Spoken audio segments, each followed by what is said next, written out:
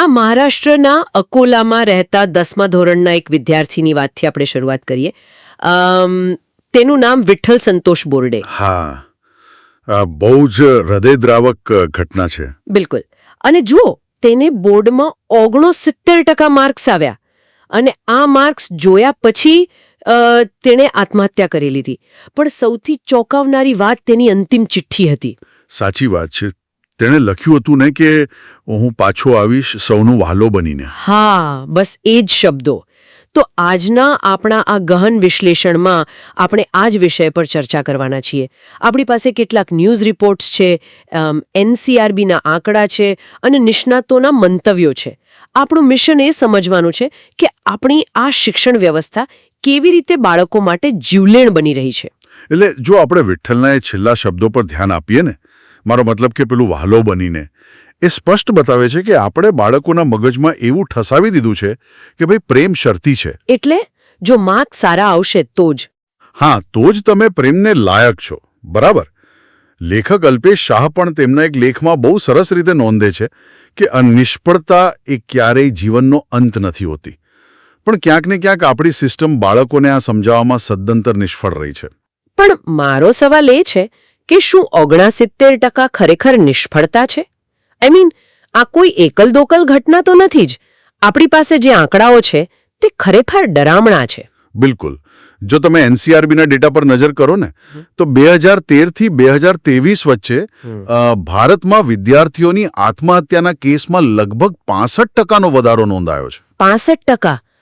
બાપરે, આ તો બહુ મોટો આંકડો કહેવાય. હા, અને આમાં પણ એક બહુ જ ધ્યાન ખેંચે એવી પેટર્ન છે. જુઓ, રાષ્ટ્રીય સરેરાશ પ્રતિ લાખે 12.2 છે. પણ જો તમે દક્ષિણ ભારતના રાજ્યોને જુઓ તો ત્યાં આંકડાઓ વધારે છે. બહુ જ વધારે. કેરળમાં આ દર 30.2 છે, તેલંગાણામાં 28.6 અને તમિલનાડુમાં 25.9 છે. ઓહ, એટલે રાષ્ટ્રીય સરેરાશ કરતા ડબલથી પણ વધારે. એક્ઝેક્ટલી. કારણ કે આ રાજ્યોમાં શિક્ષણનું સ્તર અને સ્પર્ધા બંને ખૂબ ઊંચા છે. ત્યાં સામાજિક પ્રતિષ્ઠા અને પરિવારનું ગૌરવ અને સીધું જ શૈક્ષણિક સફળતા સાથે જોડાઈ ગયું છે. હું સમજી શકું છું. આપણા સોર્સિસમાં એક બહુ જ પ્રતિકાત્મક ચિત્ર આપેલું છે. હું જ્યારે જોઈ રહી હતી ત્યારે મને લાગ્યું કે આ આખી સિસ્ટમ જાણે એક ફેક્ટરીની પ્રોડક્શન લાઇન બની ગઈ છે. હા, એ ચિત્ર ખરેખર બહુ ડીપ મીનિંગ આપે છે. બરાબર ને? એટલે તેમાં બાળકોને એક મશીનની જેમ પરીક્ષા આપવા બેસાડી દીધા છે. જાણે બધાને જ એક જ સરખા બીબામાં ઢાળવાના હોય અને પાછળથી એક મોટી આંગળી ચીંધીને તેમને દોષ આપવામાં આવે છે. અને એ દબાણને કારણે તેમના મગજ પર કાળા વાદળો છવાઈ જાય છે. આ જ વસ્તુને મનોવિજ્ઞાનની ભાષામાં શિક્ષણનું ઈગો આર્કિટેક્ચર એટલે કે અહંકારનું માળખું કહેવાય છે. અહંકારનું માળખું એટલે થોડું વિસ્તારથી સમજાવશો? ચોક્કસ. જો આ એક એવી માનસિકતા છે જ્યાં શિક્ષણ હવે જ્ઞાન મેળવવાનું માધ્યમ નથી રહ્યું. એ માત્ર સામાજિક સ્વીકૃતિ અને રેન્કિંગનું સાધન બની ગયું છે. એટલે કે સમાજમાં દેખાડો કરવા માટે. હા, બસ એ જ. 69% માર્ક્સને સીધા બાળકના અસ્તિત્વની કિંમત માની લેવામાં આવે છે. પણ એમાં એવું પણ છે ને કે સ્પર્ધા તો દુનિયાની વાસ્તવિકતા છે. એટલે જો આપણે બાળકોને સારા ગ્રેડ માટે દબાણ નહીં કરીએ તો તેઓ ભવિષ્યમાં ટકશે કેવી રીતે? હા, તમારો પોઈન્ટ સાચો છે. પણ જુઓ, સ્વસ્થ સ્પર્ધા એક અલગ વસ્તુ છે અને અહંકારનો બોજ લાદવો એ બિલકુલ અલગ બાબત છે. બરાબર. આ અહંકારના માળખામાં ખરેખર શું થાય છે ખબર છે?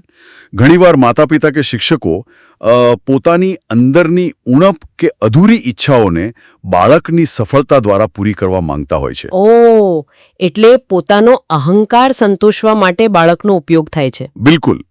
જ્યારે પાડોશી કે સંબંધીઓના બાળકો સાથે સરખામણી થાય ને, ત્યારે એ દબાણ બાળકના ભવિષ્ય માટે નહીં પણ મોટાઓના પોતાના અહંકારને સંતોષવા માટે હોય છે. અને એનાથી બાળકને એવું લાગવા માંડે છે કે હું નકામો છું. સાવ સાચી વાત. આ ક્રૂર સરખામણી ધીમે ધીમે બાળકની અંદરનો પોતાનો જ અવાજ બની જાય છે.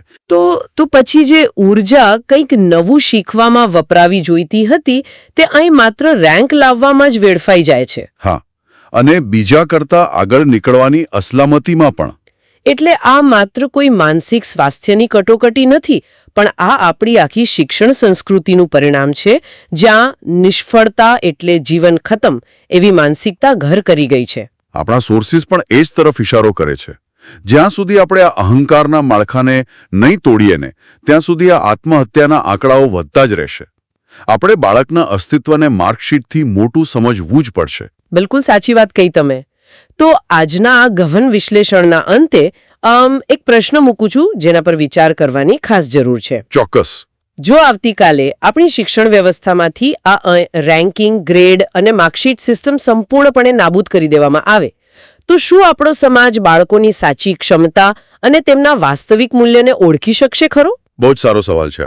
કે પછી આપણે આપણા અહંકારને પોષવા માટે કોઈ નવી જ રેસ ઊભી કરી દઈશું? આ એક વિચારવા જેવો મુદ્દો છે, કારણ કે જ્યાં સુધી આપણને આનો સાચો જવાબ નહીં મળે ત્યાં સુધી પેલી અંતિમ ચિઠ્ઠીના શબ્દો આપણને સતાવતા રહેશે.